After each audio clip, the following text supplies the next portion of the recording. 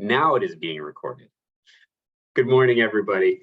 We are the Financial Empowerment Network. We envision communities where low and moderate income individuals and families are able to achieve financial well-being. Our mission is to advance financial empowerment through partnerships that support access to affordable, effective, and relevant services, products, and other resources. I'm very excited today because how we do this is by connecting service providers and experts in the room with great resources. So we serve as a liaison to create connections, disseminate evidence-based and promising practices, and bring resources to a network of providers, that's you, in order to integrate financial empowerment and other services, including anti-poverty strategies. So that is one of the reasons why we've gathered everyone here today to talk about budget conversations and decisions, hopefully introduce a few ideas on how to make those conversations, if not enjoyable, at least not scary. We all have had money conversations that have maybe gone well or less than well, and we'll be talking a little bit today about how to identify ways to make that go a little bit better. This is not the only thing that FEN does. I encourage everybody to check out our next event, which will be in May. Linking communities to safe, affordable financial services. What is Bank on? We're very excited to have Erwin Reeves with the FDIC and Lisa Locke with the Federal Reserve Bank of St. Louis talking about the benefits and also the resources that Bank on as a national movement, and also here in Washington, what that means for all of us who are working with clients and people who are having money conversations. Then in June, we have credit building resources. I encourage everybody to check that out. Credit, of course, any good credit plan starts with a good budget, so stay tuned here. But we'll be talking about ways to make our budget or make our credit grow in the face of challenging scenarios. And then save the date. In July, every Thursday, except for the 4th, we will be having a fraud and consumer protection lunch and learn series. It'll be really short. Get in, learn some stuff, have a quick conversation, get back to lunch. It should be a lot of fun. So please make sure those are on your calendars, and we'll let you know when registration opens. It should be soon. Please take a minute and visit our website, fenwa.org. On top of all of the great events, past recordings, and future registrations that you can find, there are a whole plethora of fantastic resources that can help you in your conversations with clients, including a whole section on budget conversation tools and resources. So that is a great resource that is free and available to everybody. Please visit fenwa.org when you get a minute. That is the end of my monologue. Have we arrived at the place where we want to be?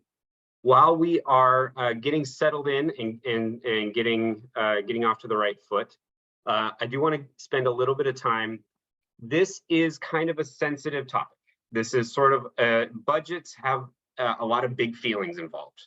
We're going to talk a little bit more today with our presenters about what that means for our clients, but we as providers also have big feelings. So I want to take a minute and encourage everybody to arrive here, to allow yourself to be in a space where you are able to have big thoughts and big feelings. I know that that we are often coming from busy meetings, and we might have busy meetings after this. So I want to encourage everybody to take a big breath, find a center, and hopefully let some of the tension of today go out of your body. While we are sort of getting going, I want to encourage everybody to use the chat one more time. When I have said the word budget now probably 5 times in 8 minutes, What thoughts or feelings went through your head? What happened in your tummy region? Give me some of the thoughts and feelings that you experienced in the chat when I or somebody in your work says that B word, that being budget. I'm going to give everybody a minute here. Yeah, absolutely. Yeah. Oh my goodness. Y'all were fast on the uptake here. Restrictive, stressful, limitations, stuck, restricting, anxiety, help me. Oh goodness. Imposter syndrome, yes. Stress about things that I need to do regarding my own budget, savings, pain, helpful. Helpful, that's a positive thought. I like to see that. Happy I'm doing mine, absolutely. Absolutely. Wonderful. Well, please continue to put your thoughts into the chat, and I'm going to take a minute to introduce two of our presenters today, and hopefully we will continue this excellent conversation as we do. Our first presenter is a longtime friend of mine, Becky House. Let me scroll to where I need to be looking. Oh dear. Oh well. Becky House is with American Financial Solutions. She is a longtime financial coach and expert in many things across the board. She has not only been a superstar across. Becky, I don't have your actual bio anywhere here. I see you looking at me weirdly. So please give a hand to Becky House. We will be asking her many questions that she knows all of the answers to. Kidding. I'm going to ask her to open us up for a little bit.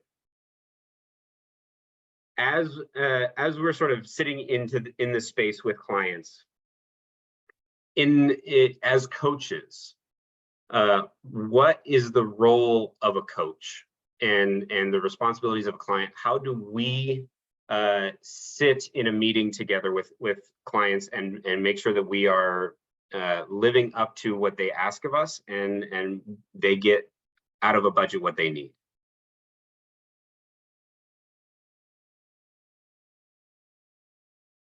Are you asking me? I am asking you, Becky. Oh, I'm so sorry. I thought, did we introduce Carmen? We haven't yet, but I'm gonna ask you to talk for a little bit first. I'm gonna introduce Carmen when I ask her a question. Oh, I'm so sorry. Okay, I got off track. No worries. So the question is, when we're sitting in the room with a client, what do we do? How does setting goals based on client values relate to a money plan? Is I think the question that I really want to hear. Well, I think the first thing you have to do is really uncover what the client's values are. So, and how do we know what those are? You know, by having those conversations, by listening to them, by centering ourselves, you know, making sure that all of our kind of baggage may be set aside. You know, if you burn some sage or walk outside or whatever you need to do to kind of recenter yourself, and then you know, having those conversations with the client, again, asking a lot of questions, not assuming, and do recognize that people are coming from a place of their own experience. The most kind of quintessential learning in our lives comes from what has happened directly to us over our lives. So we're going to be carrying that. And when someone's talking to us about a budget, that is going to come out, you know, in our feelings and our frustrations. So understanding, you know, what we might not even understand what our values are. You know, if I'm a client, I mean, I might not understand what my values are because right now I'm in the you know, panic mode. I have to figure out how am I going to, you know, make my car payment? How am I going to, you know, pay my rent? How am I going to get groceries? How am I going to get diapers? So thinking about my values is one of those things that might just get set on the back burner. Absolutely. And I want to take this a step further. You talked about the idea of uncovering values. And so there's sort of a continuum of the math of a budget and the uncovering sort of a values-based budget, which is sort of in a more coaching space. Can you talk a little bit more about the milestones, or the things that we might recognize as a coach when we are being a co-creator of a budget rather than an instructor in sort of do this math right? Right. So we're supporting people as they work through that budget. And I think that's really important, that it's not our perspective, it is their perspective. So and again, digging around in the values and what is happening with the person, finding out what is important to them. Sometimes they may have conflicting values. And so, there's the value of, I want to save money because I want to get to the point where, I can, buy a house. I hear that all the time. People want to become a homeowner, right? Which is a huge goal, very important, critical goal. And then at the same token, they're saying, well, my kid wants to play football, so I have to pay for, the cleats and the uniform and the sports fees and the things like that. So there's conflicting values. And so really helping people to identify that as they're going through that budget, like, okay, these are the things that are coming up. Are there things that we can do to focus on setting things aside? And I'm asking questions. I'm not saying, what do well, I might say, what do you think are some great ideas? But I'm not going to say, why don't you do this? Or, why don't you do that? Or, well, what you should do is, put the money over here because your kid has to understand that not everybody can pay for football, right? I mean, that would be a terrible thing to say. So as you're having those conversations, those are great opportunities for learning for the client and for you maybe too. I really like that of taking a minute to understand the person that you're talking to, and what they find value in. It uncovers their values. It makes a lot of sense. As we were sort of talking and before this session and putting together a plan, you had shared sort of the tips or I see the B's and L's of learning, of being and listening. So I'm hoping that you might share a little bit more of tips and tricks of how to be in the room together with a client, or ways to make that conversation genuine before you get into the meat and potatoes of the numbers. Well, I think, as I said before, it's really important to be grounded in yourself. We are people, we have lives, we, have maybe conflicts with spouses or, our own financial issues. I have financial issues, right? And I'm supposed to be an expert, but that's the way life goes. So I have to set that aside at the door, when I'm talking to someone. So being present, being grounded, being there for the client that I'm working with, so that I'm fully listening. I'm, what I have learned is heart listening. I'm listening from my heart to what's going on with this person, and being curious about them, being genuinely curious, right? I mean, we all kind of work in this field. So hopefully, I think my assumption is that all of us like people, maybe not all people or not every day, but for the most part. So again, I think that it's being curious about that client and wanting to get to know them and understand where they're coming from is also really important. Holding empathy for someone, which doesn't mean that, we think that everything that they do is the best choice or whatnot, but at least, understanding that the decisions that they're making and where they're coming from right now are things that are from their past. These are, and so if we want things to change, as a group, if we want things to change, then we have to understand that with people, and we have to be empathetic to the person that we're working with. And being mindful about boundaries, right? Our boundaries and their boundaries. So, how many times do you hear, a client's telling you something about their situation and you're like, man, I really want to step in and do something and want to help and whatnot, but we have to hold our own boundaries and, make the right decisions there. That's not part of our job, but we also have to be respectful of the person's boundaries, that this is their life, this is their budget, this is their money management. you know, we can guide and we can suggest and we can provide tools, but ultimately all of those decisions are up to them. I appreciate that the idea of setting boundaries of ourselves and also recognizing who has the power in this relationship. For more tips and tricks on recognizing our own role as a coach and also empowering our clients, I do encourage folks to go and check out our recordings of Financial Wellness Part 1, the power of relational coaching, where we dove into the tips and tricks for us coaches, and Financial Wellness Part 2, the trauma and financial experiences, where we looked at ways of honoring and moving forward with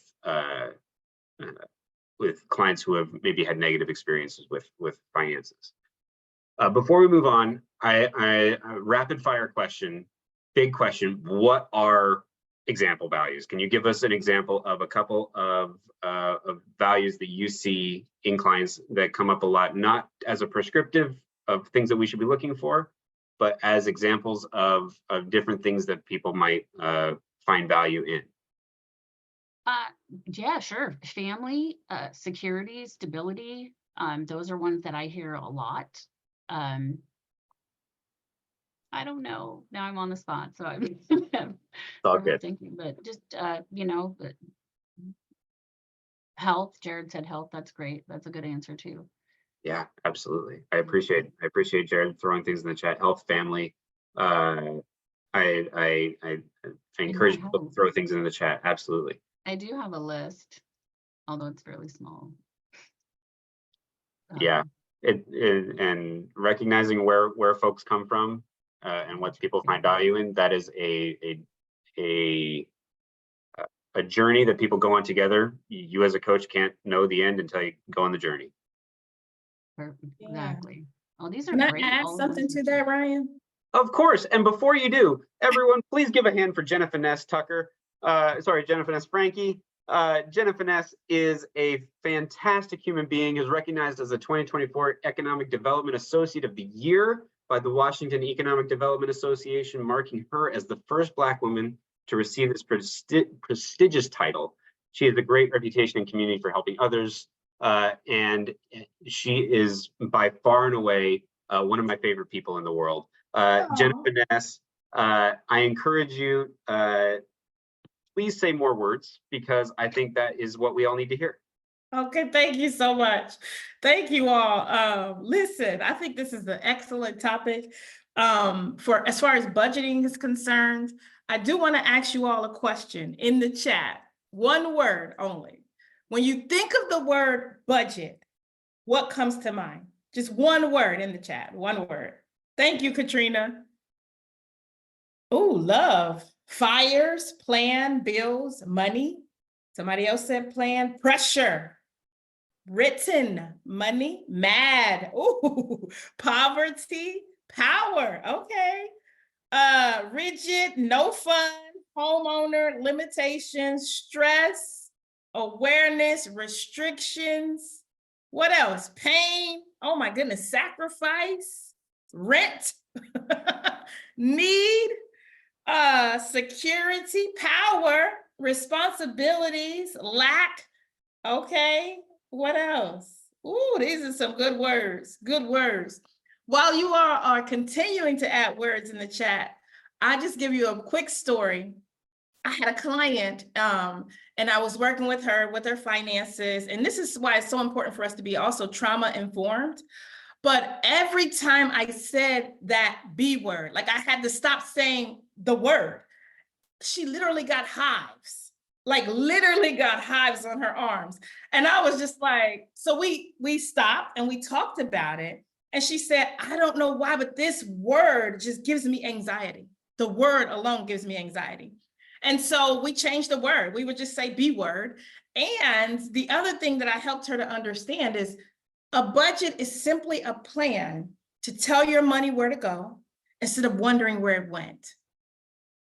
How many of us have had some money and sit there and be like, you know what, where in the world? Okay, I know I got this. I know I did this, but what happened to the rest of it? Or how can I, anybody ever been there? If you've been there, just raise your hand. Okay, I see a lot of hands.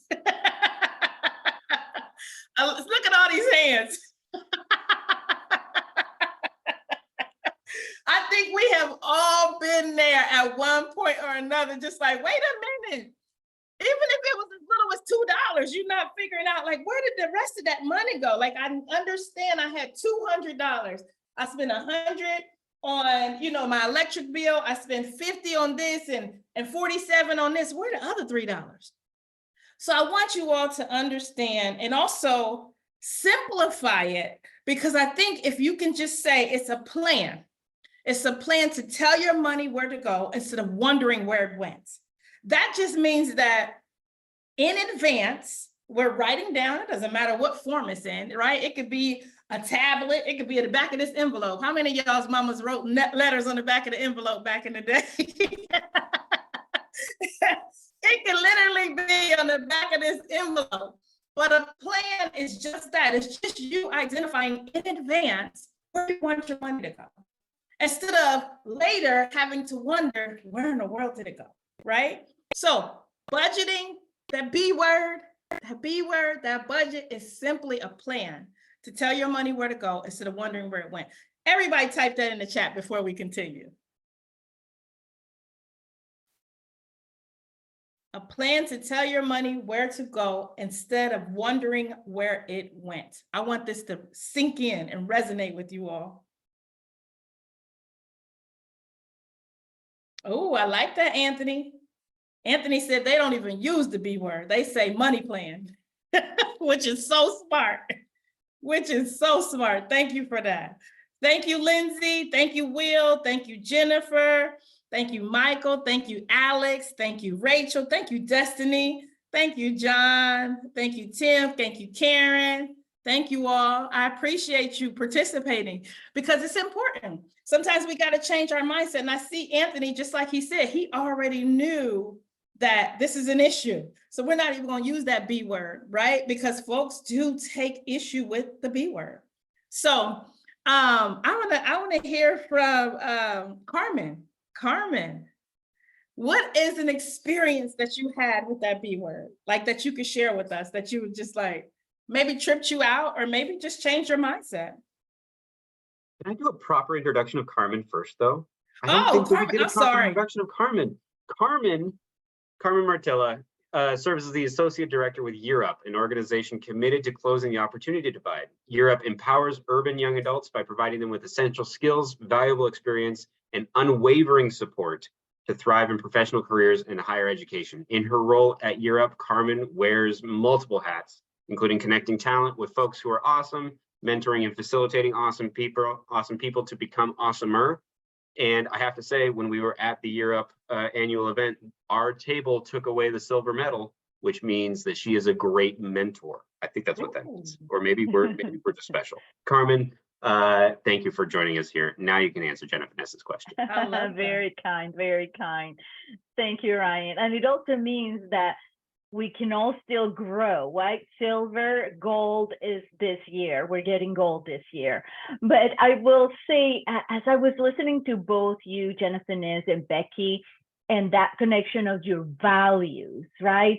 Someone on the chat said words matter, they're important, but also actions matter. And when you say that word budget, I go back to my childhood. We had a very challenging childhood. At times we had to make decisions of who got to eat that day because there wasn't enough food for all of us. My mother, I'm the eldest, so it was my mother and my siblings. And when I wanted something, it's like, no, we're on a budget. You can't have that toy. You can't have that dress. You can't have those shoes.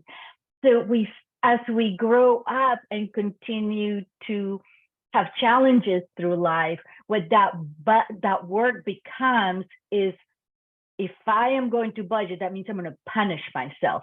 I am going to be deprived from something that I either really want or really need. Regardless, it's not a good thing. And like many of you, when I meet with individuals who are going through these challenges, I do try to avoid it, but I also try to demystify it, right? Exactly, just like you said, Jenefeness.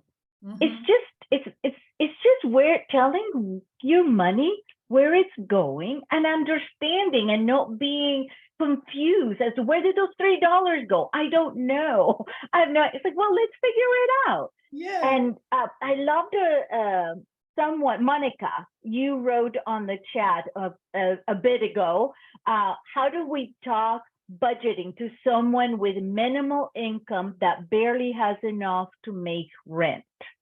Yeah. And we may not have the answer, but we do have the tools to help uncover exactly where every penny is going, and helping that person understand. And you may have to break it down to every piece. We're going to, use tools to help us understand where every penny is going, so that we can not only not be afraid of that budgeting word, but understand what can we do to plan where our money is going. I hope that answers a long way of answering your question, Jenefeness. It absolutely does. And thank you for answering Monica's question, because oftentimes we do have people coming to us with that mindset that I don't even have enough to budget. Like, I don't even have enough to save.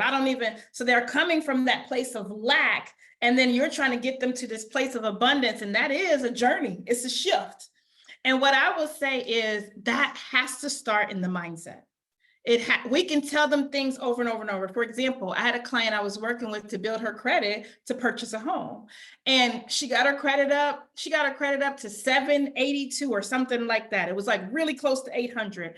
She had been on her job for like 17 years, but she was still renting. And we had got a pre-approval. We actually looked at some houses, and she was just about ready to purchase her home. She decided not to, because she spoke with her father, who was not a homeowner, that made her think, oh, what if the water pump go out? What if this happens? What if that happens? And I'm like, girl, you about to be saving $600 a month. I can guarantee you if those things happen, you can pay for them. But it didn't matter what I was saying, because her mindset was still stuck on lack. Her mindset was still stuck on, I don't have this environment around me where folks are doing this type of thing. And so I can't really launch into that myself. So mindset is where these conversations have to start. And so this is a great segue into our first activity. Are you all ready for the first activity? If you are, just type an A in the chat. If I see enough A's, then we will move on. Ooh, look at all these A's. Oh, Ryan said, hey. Okay, so we are going to do our first activity. I'm going to drop the link into the chat, and then Ryan is going to drop it a few times after I do, because it's important that you all get it. So we're going to take a moment, and we're going to do a quiz. This is the money mindset quiz. This is going to tell us, and I want you to answer as honestly as you can. Just know that nobody sees your answer, only you. You can decide to share or you can decide not to, but it's important for us to understand our own money mindset and the things that contributed to it. So this particular quiz is going to help us to get to an understanding, and which will be the baseline for where we start these money conversations, right? And it'll help you with your clients. It'll help you with yourself. So the link is in the chat. I dropped it. I am going to start the timer right now. I'm going to give you all 8 minutes, and then I'll come back to see if you need more time. All right, we're going to move right along. I see a lot of D's. I see it's a lot of folks on here. There may be other folks still working. If you are, just let us know so we can slow down a bit. But we're going to keep it moving because we don't have a lot of time, and we want to maximize the time that we do have. So if there are folks still working, please take your time and continue to do so. But we're going to move along on the agenda and just hear from these amazing ladies that we have, these amazing coaches that we have. One of the questions I have for both Becky and Carmen is, first of all, what did you think about the exercise? And anything you'd like to share with this group of amazing folks? I can certainly share. So I actually did this, what is a couple weeks ago now, I think. Yeah. And it was very, very, as someone said in the chat, very thought provoking. It really did push me to go, wow, maybe, you know, I need to make some adjustments, you know, so that I am being more I forgot what the 3 categories are now, but I was in the middle, and which doesn't necessarily surprise me because we've had some surprise financial things, but it was, again, I think it's a great way to just kind of, as we were talking about in the beginning today, you know, to get grounded in where you're at and, you know, where are potentially opportunities, you know, to improve your financial picture. I thought it was great. Thank you. I loved it. I loved it's so interesting because it's been so long since I've paused to think about it in this way. And it was reassuring. I scored well, which actually I thought of it, it's like, oh, look at me go. I was telling Ryan before, it's like, it was so nice to give myself that pat on the back and going, yay, you know, all this learning, all this growth that I've from amazing humans like Becky and yourself throughout my money planning journey, I guess we will call it. It's work. And I think what it also reminds me of is that I didn't start there, right? Years ago, I would have been in the, okay, you are being ridiculous. This is silly. And I remember the first time when I actually used the tools, right? I had a planning worksheet that I made myself write everything down and truly write everything down. And I did it for 3 months. I was really good back then. I'm like, okay, I'm doing this. I'm like, oh my gosh, I can feed a small country with the amount of money I'm spending at Starbucks, and you know, all these things. And I never thought of it that way. But then having that clarity of thought of putting things down, having a quiz like this that helps you pause. And at the beginning, what I noticed was I was moving along like, yeah. And it's like, oh, wait, do I do that? Oh, have I been? Ooh, you know, and there were moments where it really caused me to pause and think about, all right, Carmen, yeah, especially at the end, once it's like, okay, I did well, but there were a few questions there that I shouldn't have answered that way because I know better. But because I'm human, I'm also fallible and able to not be as disciplined as perhaps I could or should be. So I love the activity. I love the experience of understanding where I'm at. And I think it's a great tool for coaches to utilize. And I asked you if I could share it with my interns and my students, because it is a great way to sort of cause you to pause and think about your behavior. Thank you.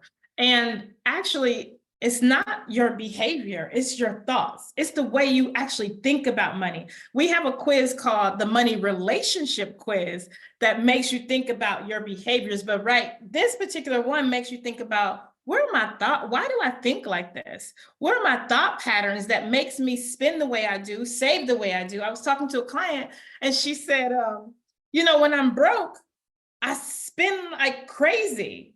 And when I have money, I am afraid to spend. She was like, this is kind of backwards. You should kind of be saving when you broke. She's like, and I don't even know where this mindset comes from. And I was like, well, let's explore it. Let's explore like your first money memory.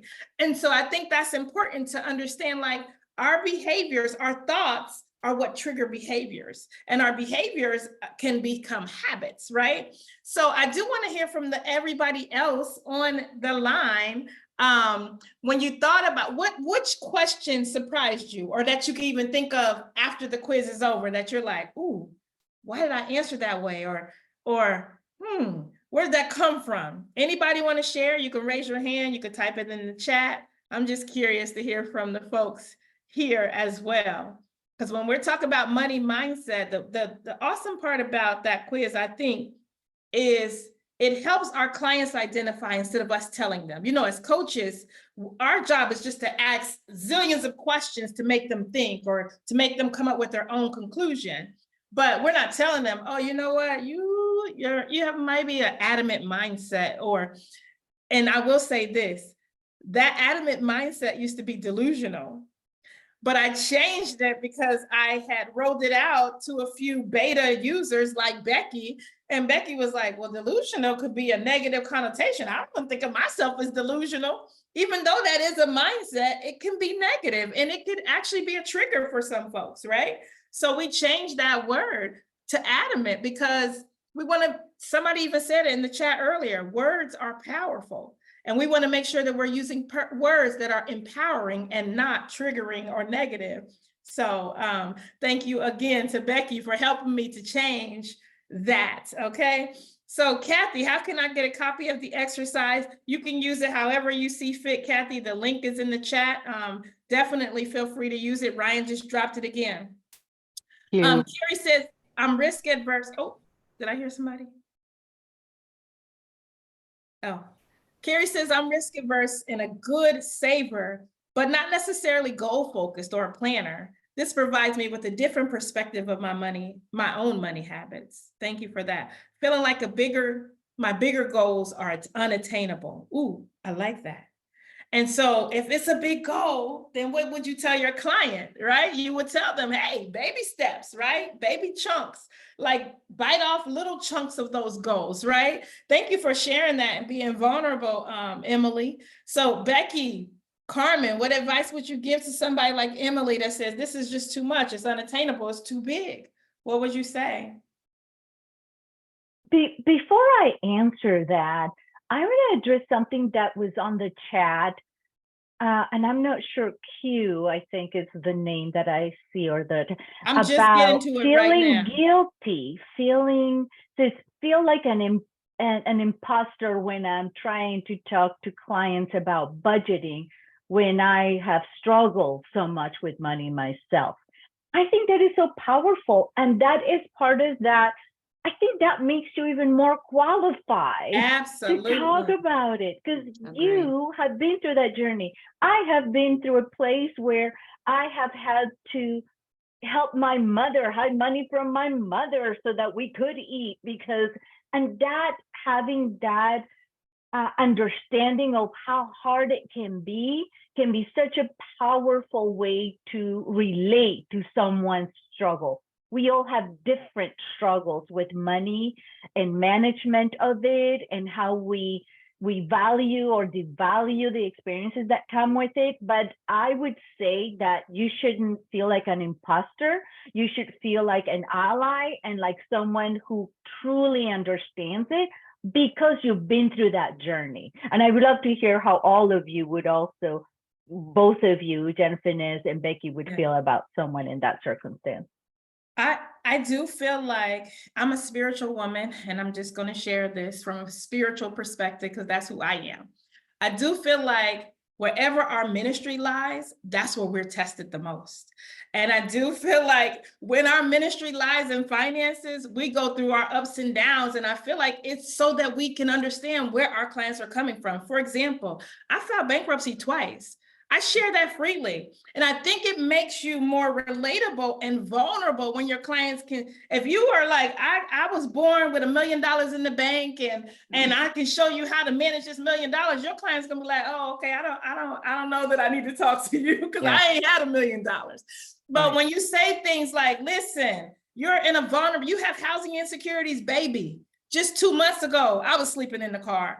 Their ears are open because you are just like them. They can relate to you. You can relate to them. You're not going to tell them things that are unattainable because you need that same advice. So I feel like because you are experiencing these things, you are that much more relatable to what the client is going through. And I feel like oftentimes we try to compartmentalize our own crap. And this is why our clients fall off. They don't come back because they can't relate to you. But when you tell them, hey, before you get started, let me just share a little bit of my testimony. They're sitting there like, oh, okay, you're the person I want to talk to. I don't want to talk to Becky. Becky got 6 houses, 3 dogs, and 5 cars. But go ahead, Becky.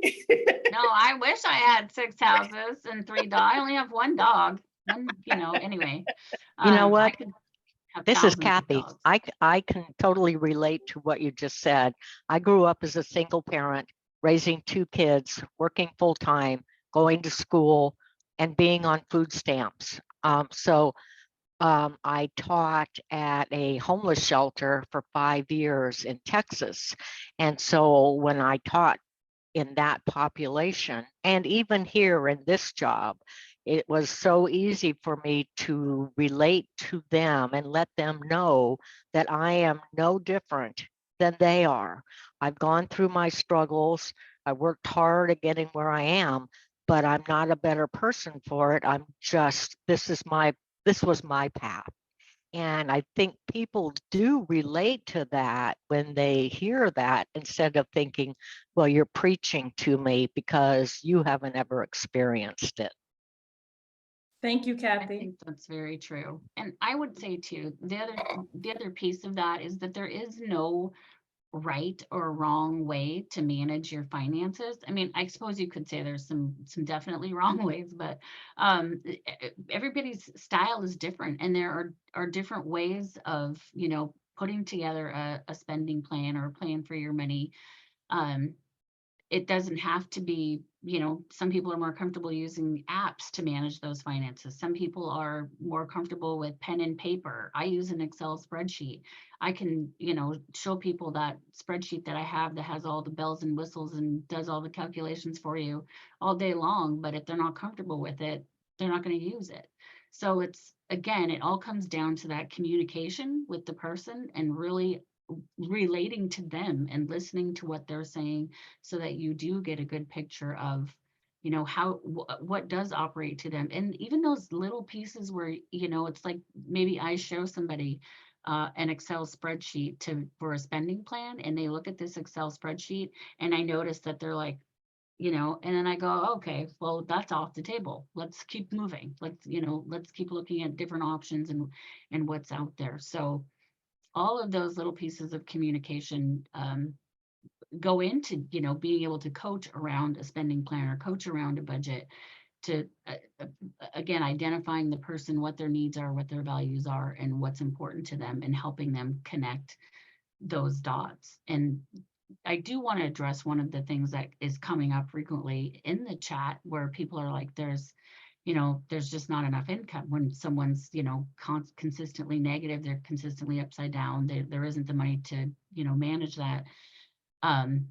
As a coach, I look at the job as like, okay, what can we do to either, when you are strictly looking at a budget, you're looking at, can I increase my income? Can I decrease my expenses? Can I move payment dates? You really don't have a lot of options if you're just looking at the numbers, right? So you have to look at the entire picture. Like, okay, right now this income is not enough. What are some things you've thought about, doing in the past? What are some things you might be interested in? Maybe there's, they want to start their own business. So I'm gonna, go to Fenn's website or whatnot and look for, places that help with that, help micro entrepreneurs, get connected, or workforce development, or, going to college, or who knows what it is. And they're not like quick overnight things, right? Most of us who have been down in the trenches and have, Jenefeness, she's shared that she's filed bankruptcy. I filed bankruptcy. I've been so upside down in debt, it's not even funny. And it happens, but it's a moment in time, right? And we can come back from there. But having a plan and having someone to discuss that plan with, help us move through that plan, can be really, really, really helpful. Thank you for that, Becky. I do want to share just a quick experience. For me, when I was younger, I had my son when I was 16, so I was one of those teenage mamas, single mamas is that, okay? So I was receiving a welfare check and some food stamps, and I was on my own. And I remember the humility of going in there and having to do the redetermination and feeling like this person felt like she was so much better than me. Like she had all the answers, she had all the resources, and almost like she was hoarding those resources. You're almost like dangling them over me. And that was the most horrific experience. And part of the reason why I decided at one point to let those benefits go, because I hated going in there and kind of like begging for these resources. And so, do you want your clients to feel like that? Absolutely not. You want your clients to feel like, you know what? I've either been in your situation, I'm in your situation, and I'm here to help you come out of that. Not, I have these little resources. In order for you to get them, you know, you have to do, you know, and I'm all the way up here and you all the way down there. So I say, be vulnerable, you know, be very, very transparent. No, you don't have to tell everybody your business, you know, and it ain't, sometimes we figure some folks, it ain't worth telling our business too, but you will be led on who to talk to and who to share things with. But being vulnerable, I think, is something that allows your client to feel your heart and to know, I am here to help you. And also, that's your why. A lot of us are in this field because we had some stumbling blocks, right? So sharing your why with them helps them understand why you have such empathy or why you have a heart for this type of work, right? So I did just want to address that. I want to give an opportunity. We are so much off track that I just said, forget about this agenda because I like talking. So I do want to give an opportunity. If anybody else wants to share, please raise your hand, unmute, so I can at least see you so we're not talking over one another. But I'd like to hear from you all because you are the coaches, right? We are all in this together. We're all trying to do this thing called financial wellness. And thank goodness it's National Financial Literacy Month, right? But anybody want to share a tool, you know, a story, their own perspective? We'd love to hear from you. Or if not, we can go back to the agenda. Hello, everybody. My name's Carmen. We're here. I'm from Milwaukee, Wisconsin at Riverworks Development Corp. How are you? Hi. Hi. So my personal thing is the D word, discipline. Like I'll have really great budgeting skills. I'll be on it for a while and then fall off. And then my thing is emergencies or things from the past will pop up, and then, or even things from the present will pop up. And all of a sudden it's like, everything gets thrown off base. I get thrown off base. My finances get thrown off base. My foundation that I thought was strong, or that I thought was solid, is suddenly not. It's suddenly like quicksand. Thank you for sharing that, Carmen. And I do have an answer for that. One of the answers that I have for that is automation. For me, when it comes to saving, I use this tool called Digit. I don't know if you all are familiar, if you use it, but it's pretty amazing. With Digit, what they do is they kind of analyze your spending in your accounts, and they save just little tidbits every single month. They actually changed their name to Opportune. That's right. It's Opportune. And I can send the link in the chat because we'll each get $5 in our savings account. Okay. But but anyways, discipline is, automation is the key to discipline. So the fact that they're just taking little bits out of my account that I will never miss, sometimes it's $10, sometimes it's $40, sometimes it's $2. But what they do is they analyze the spending in your account, they analyze like when bills are coming out of your account, and they just take little tidbits here and there that you really wouldn't notice. But you'll see that account growing on the other side, and it's like, oh my goodness, I have a comma in my savings account, like that type of thing, where it's like, because it's automated, it doesn't take you doing anything. So that has been the key for me as far as discipline is concerned over the years. It's been like, the other key is paying myself first. I am not working this hard to just pay bills and to pay other folks. So my savings account is me paying me. And so that's how I reward myself. That is a form of self-care for me. If I don't pay myself first, anybody else getting paid? Why I'm paying you and I can't even pay me? So those are 2 tips that I have. So Becky said that's literally, go ahead, Becky, tell us. Oh, we see your Oh, I dog was in the just gonna back. say that the automation is honestly there were 2 things, right, that got me on financial track. One was filing bankruptcy, and after I filed bankruptcy, I was in a position to actually because nobody was garnishing me anymore. Anyway, I was able to set up another savings account where I had money go automatically into, and this was it went automatically from my paycheck into that savings account. And it was a savings account at a bank that was not my regular bank for, paying bills and stuff. It was at a different place. I didn't have a debit card or a, ATM card for it. So for me to get the money out of there, I would have to go there, which I didn't want to go out of my way to go there. So it really truly was out of sight, out of mind. It was automated, and it really helped me to be able to get there. The other thing that I want to say too, it's about savings, and I always think, obviously, I think, we understand and we know intellectually that savings are important and they're critical. Just in the event that something, catastrophic happens and we have an emergency that comes up. So we have some funding there available to take care of ourselves.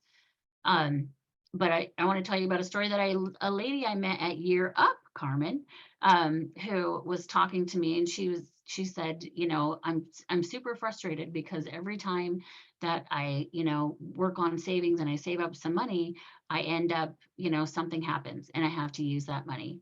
And so she's saying, she didn't have savings, the savings habit there. And I thought to myself immediately, well, thank goodness you had the savings so that you didn't have to go into debt to deal with those things that were coming up. But for her, in our conversation, she got to that point, but it was really just through questions and talking where she was able to flip the viewpoint to see that, okay, yeah, it is a good thing that I had these savings because I, was able to avoid these other issues. No, it wasn't what I wanted to use it for, but it was there, right? So Yeah. it's not always what we want ideally, but sometimes it's helpful. And I will add to that. I love what you both have said, and set it and forget it in a sense, right? So whatever that looks like for you, but also give yourself some grace. Chanel, I think, said it on the chat. You must. And when I say that, I mean expect the unexpected.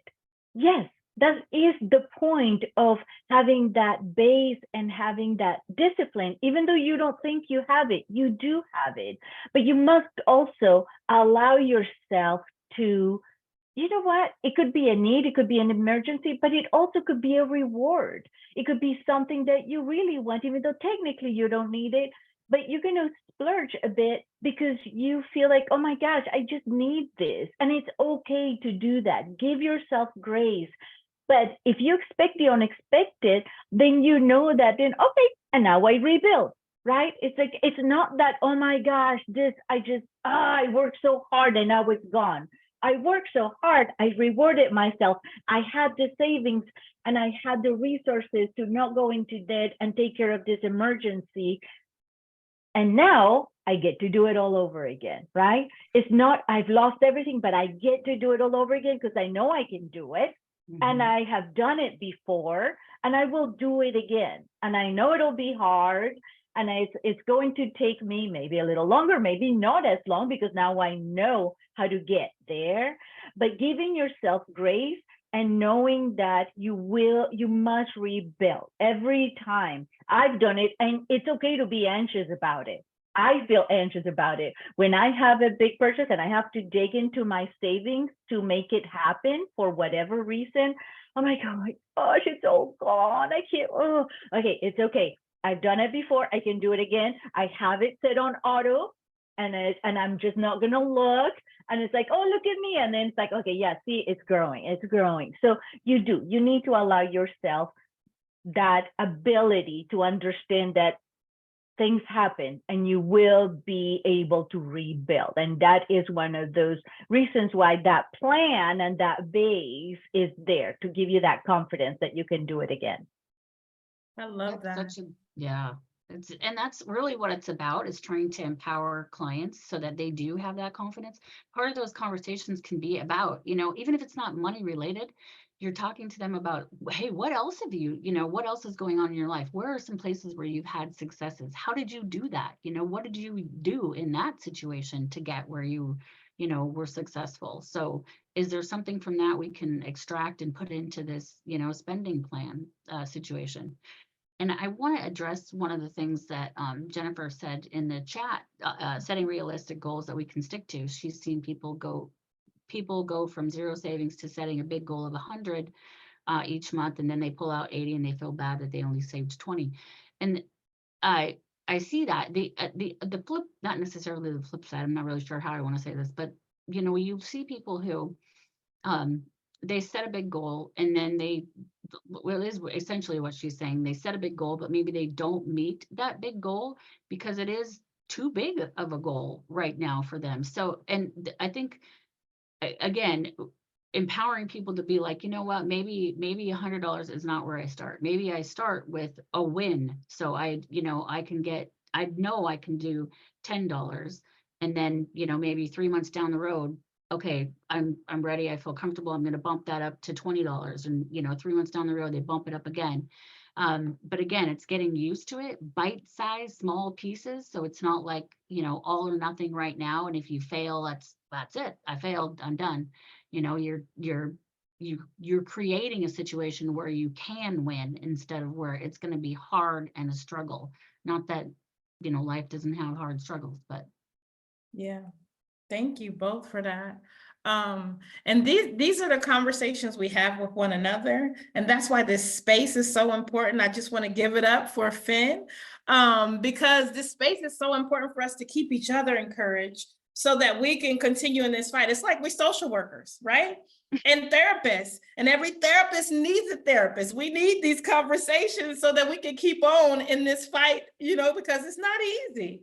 And we're gonna have moments where we become stressed, but as we're doing that, I want us to constantly have empathy and think about, what, if I'm feeling like this, if I'm going through this, I'm pretty sure my clients are very similar. So thank you both for sharing those tidbits, that insight, because you're absolutely right.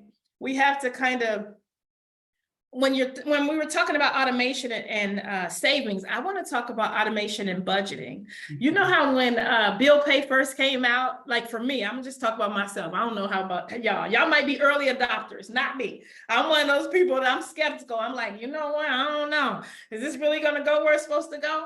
But I've been using bill pay for a long time. And it's one of the ways that I make sure that everything gets done. I set it up that way because it's just easier for me. If I don't have to think about it. When I was thinking about it, stuff would be late. Guess what? That cost me money. You get a late fee. It might ding your credit if you're real late, if you're more than 30 days late. But all those things play a huge part. So if you do have gainful employment, or even if you have unearned income, whatever income you have, setting up some of those bills that are the same every single month, like, our mortgage or our rent, our car note, our insurance, those things that are the same rate every single month. It may be beneficial for you to set those things up. That'll help your credit. It'll help your budget. It'll help your cash flow. I tell people all the time, don't pay nothing early, pay it on time. Why are you gonna let them have the money? It can sit in your account as long as it needs.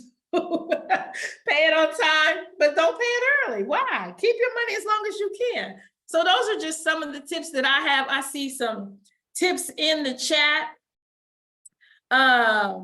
Listen, I love that. Q said late fees is just one portion of the ADHD tax. Hello, they get us. If we're late, they like, oh, late fee. Steve said, one thing I try and tell members is think about it in terms of $5. $5 per week over a month is roughly $250. But it helps to keep people looking at different mindset than I have to save 200 or 20 or 50 or $100. This is them little baby bites. Thank you for that. I use bill pay to send myself money to a separate account. Ooh, I like that, Lindsay. Too. I like that. Pay yourself first. I really like that. All right. So when we're talking about this budget thing, whew, I know we said we was going to use B word instead of budget. Right? B word. When we're talking about this B word, what other tools can we use? What other tools do you all use? Well, I think, just go put ahead. on the chat a link to the and I actually have it pulled up here, but it's a link that to the credit counseling. I'm sorry. Let me get back over here so I can better. Sorry, the American Consumer Credit Counseling site that has some great tools that whether it is downloadable, printable, PDF type planning worksheets, workbooks, and also tools that you can recommend, or again, talking about values, right? And how not having a one size fits all for everybody. Some people do feel better writing things down and knowing and having that visual tactile aspect of tracking if they're going to stick to it. But there are others like myself who want instant gratification and want that automated, electronic tracking. There are apps that we can suggest download that are cost-free. Some come with ads, some come without. This American Consumer Credit Counseling has an app that can help with money management. So there are tools out there that we can explore and also make available for our clients and that fit their style, and that will help them also stick to that and be a little bit more disciplined. But also, I think a tool that we often forget is celebration. Celebrate those milestones. Right? You must pause and celebrate. If you make the step and you have automatically $5 from going from your checking to your savings and you set it and forgot it, and also you're like, oh my gosh, I have $100, I have $50. It's like, pause, celebrate, take a moment to acknowledge that and sort of bathe in that moment of, oh, look at me, I did it, we did it, right? And we often don't do that. Like Becky said, we look at those long-term goals, but I want a house, you know, I want a new car, I want a car that doesn't break down every other month, you know, yes, we will get there, but to get there is a journey, as you said earlier, and that journey will come with a few roadblocks, but also with amazing milestones of success. And if you don't do that and you're only focusing on how come you're not over there already, you are going to become discouraged. Your client will not be able to sustain that journey and will fall off or maybe stop being part of that process and not change their mindset, which leads to that behavior change. If you don't pause to acknowledge the great work that they're doing on the road to that ultimate goal that appears unachievable and not accessible at this time. I love that. Becky, were you gonna say something? No, sorry, I have to see out the bottom of my glasses and I was trying to read the chat. I love it. I love it. One of the things that resonated with me, what Carmen said, is that celebration and even the small wins, right? Because what scientists and therapists and psychoanalysts have said is that it builds the momentum. It builds the momentum and it actually keeps us going until that we can reach those bigger goals. So if we're not celebrating those small things, I'm working out right now, I'm going to the gym. And one of the things my trainer told me is, he said, you know, you gotta affirm yourself. He said, I don't care if you have rows and wrinkles or whatever, you better love on them, right? Because when you love on them, it's like you're telling your body, I love you, regardless if you lose or if you don't. But if you do lose, I'm happy with that too. That's just like if something breaks down in our home.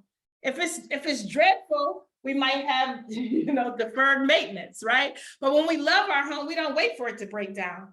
We're doing all types of renovations and things like that in advance because we love it. Same with our finances. As soon as we see little tiny wins, it makes us feel good and we continue in that behavior. But if we're just steady focused on that long-term goal, then it's harder to do. One of the questions I have for all of us is reparenting ourselves. I love that, Kendra. What challenges do you see when you're walking alongside a client and actually helping them craft the budget besides the mindset around the word budget or, you know, the things that go into a budget? What other challenges are you seeing when you're helping your clients? I just want us to share that and maybe we can come up with some solutions here today. Yeah, I think we should open that up to the floor too. I mean, if anybody has specific things. Yes, that's for everyone. Ooh, negativity. Okay. I would just like to say, and I want to acknowledge that it is totally normal as providers, professionals, the coach, whatever our role is, to sometimes feel judgmental about things that folks are telling us about their finances. So it's not about like, oh, I shouldn't feel that I'm a bad person because I feel judgmental. Like, let's just acknowledge here, we're all gonna sometimes hear things that are like, what? Why are you doing that? The poker face and the curiosity, like that's what helps get me through the judgmentalness or through the judgment into the like, rather than feel some negativity about what they're saying, like I want to be curious about like, what is it about that? Like, what's going on with that decision? Or like, how is that working for you? Or thinking about ways to reframe it. But I just think it's important to highlight, like, we're all going to feel that way about things. And we have to like learn how to move through that into the next thing and keep going with folks. Because if people feel judged, they're going to shut down. They will never share. Never share. It's like, oh, you think I'm gonna share my junk with you so you can judge me? If I feel like I'm being judged, I'm shutting all the way down. Matter of fact, I'm not even coming to the next appointment. I'm gonna make up an excuse. But go ahead, Will. Yeah, like I put in the chat earlier, so I'll start with my own personal story and what I'm currently doing and how I got to where I am and the issues that I've had to deal with over life. So like at the age of 15, going to the social service office to get the actual food stamp monopoly money looking thing, because the adult guardians in our household were not in a condition to do that. So at age 15, I had to do that. Otherwise, the other youth in the house didn't eat. Getting a phone call from a judge ordering me to report to their bench and learning that my daughter's mother had opened credit card accounts with department stores all across the area, and I now have more debt that I'll never be able to pay off because they opened them in my name. And the judge also brought an attorney there and said, work with this attorney pro bono. You have to file bankruptcy. Your life as you know it changes today. And those are hard to overcome. So I share these openly. And what I had to go through, so then now I'm vulnerable. And that now opens up the gateway for them to feel comfortable to share their vulnerability. Then we can have a conversation and it's real. Yeah. Thank you for that. Yeah. Thank you for that. And I do feel like we have to set that environment. We don't want folks walking away feeling like, yeah, they couldn't help me, or worse, spreading that into the community. Like, they ain't gonna help you over there. I went over there, they didn't help me. They said da da da da da. And they, that is even worse. It's one thing that they feel like they couldn't get helped, but it's something else when they start spreading that and then that impacts your program and your leverage in community. And yeah, thank you for sharing. Thank you, everybody in the chat. Right. But I saw something that said people talking about they're wanting assistance, but they want you to actually do the work for them. I think a lot of us have experienced that, especially when it comes to like helping people build their credit and giving them the tools to do so. And then they're looking at that like, oh, so, you know, I thought it was instantaneous. I thought it was easy. It ain't nothing easy. It wasn't easy to you get in this situation. It ain't gonna be easy getting out of this situation. It didn't take you 2 weeks to get in. It ain't gonna take you 2 weeks to get out. So being realistic too, you know, with the results that could come from paying attention to your finances. So I think that's very important. I think It's very- sometimes, oh, Go sorry. ahead. I was No, just gonna go say, I think sometimes that, you know, people, it might appear that people understand like, okay, this is what I need to do to take these next steps, but sometimes we do have to back it up even into tinier steps. And it's not necessarily, and I'm not saying that there aren't people that, you know, just want you to do it for them. I have experienced people like that too. But I think sometimes people, because they don't know how to say, listen, I'm not understanding this, or this seems really overwhelming, or, you know, whatnot. Then it comes across as, could you just do it for me? And so I wonder if there is, you know, some deeper questioning that can occur when you're in those situations with people, with those clients. I like Becky, that. I agree with you, and I think sometimes and I have these conversations with my students and interns as they're struggling through being successful in this journey to better their future and build careers and step out of, you know, jobs that are not even giving them a living wage. And when I see the behavior and the expectations of do it for me, I say, we need to talk about this. You need to find your why. What is your why? Do you want to do this? Is this important to you? Because it shouldn't be more important to me than it is to you, because you're living it. I am where I want to or need to be in my financial journey. And I struggle through it every day and have setbacks, but I'm committed to it because I know my why. What is yours? And if you don't know what that is, you need to figure it out to overcome this barrier that is making you want me to do it for you, and I just can't. It's just not realistic and it's not sustainable. I'm here to help you through this journey and provide you the tools and the knowledge and the encouragement and support that you need, but you must care more about this than I, and you must find your why. And I find sometimes when you present it in that manner, it causes individuals to pause. And I actually, as a matter of fact, I just recently had a conversation with one of my students who said, you know what, I used to be homeless. I lived in California and I was homeless and I was determined to get out of it. And I did, and I'm here now and I'm doing this. I need to find that again. Yeah. And he, on his own, as I was saying this, it took him back to not wanting to be in that space again, to be homeless again, and how hard he had to fight to get out of that. Because you're right, I need to find my why to make it through this journey, because I know if I made it out of that, I can make myself do this. I'm like, yes, that's what you need. That is the You key. got there. That is the key. And when you do it, it for them, they will find themselves in the same situation because they can't change their behaviors without changing their knowledge. And me doing it for you does not change your knowledge. So I hope this answers the question in the chat. That's one of the things I tell clients, I can do it for you. When I do it for you, it's going to cost you more. I give them 3 options. I could do it for you, I could do it with you, or you could do it yourself. All these 3 are going to cost you differently, right? I can do it for you. It's going to be faster, but is this really going to cause your behavior to change? Probably not. You'll probably be in the same situation 6 months from now. This is the reason why I don't subscribe to folks who are trying to build their credit getting into secured credit cards. I'm like, that's just more money for you to get back in this situation. I actually advise them to get an account that's like Credit Strong or something like that, where you're building credit, you're building savings at the same time, and you don't have additional debt. So sometimes the folks are like, somebody told me about secure credit cards. I'm like, no, that's debt. We don't want it, right? But you have to teach them the value of doing it themselves.